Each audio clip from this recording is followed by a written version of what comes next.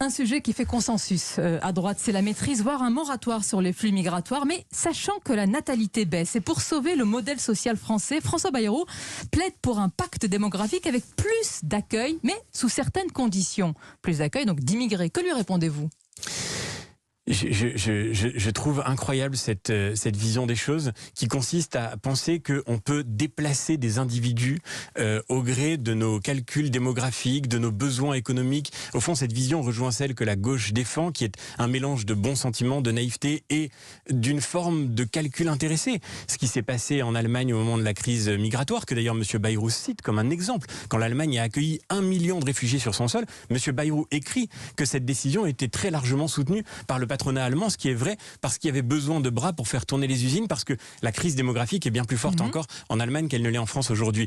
Le vrai problème, c'est que d'abord, cette vision est d'un cynisme sans nom. Je vois aujourd'hui au Parlement, aujourd'hui même au Parlement européen, nous allons voter un rapport présenté par les socialistes français qui nous dit qu'il faut regarder les pays en développement, les pays de départ migratoire comme un réservoir de talent. Un réservoir. C'est-à-dire quelque chose dans quoi on vient se servir. Est-ce que vous n'êtes pas dépassé dans ce que vous dites ? Plus de 5000 migrants ont déjà atteint l'enclave espagnole de Ceuta en une journée lundi, venus des plages marocaines par la mer, à la nage, utilisant parfois des bouées gonflables ou des canots pneumatiques. Qu'est-ce que vous faites face à de telles arrivées ? C'est déjà sur le sol européen. Le vrai défi, ça n'est pas de baisser les bras en se disant que de toute façon, on en aura besoin pour faire tourner des usines. La vérité, c'est que nos sociétés sont déjà très profondément fracturées. Quand Jean-Luc Mélenchon, il y a quelques jours, s'enthousiasme de la créolisation de la France, se réjouit et fait applaudir le fait de l'écrivain Édouard Glissant, que 50% de la population française sera métissée en 2050. La vérité, c'est que c'est pas du tout une créolisation qui est en train de se produire.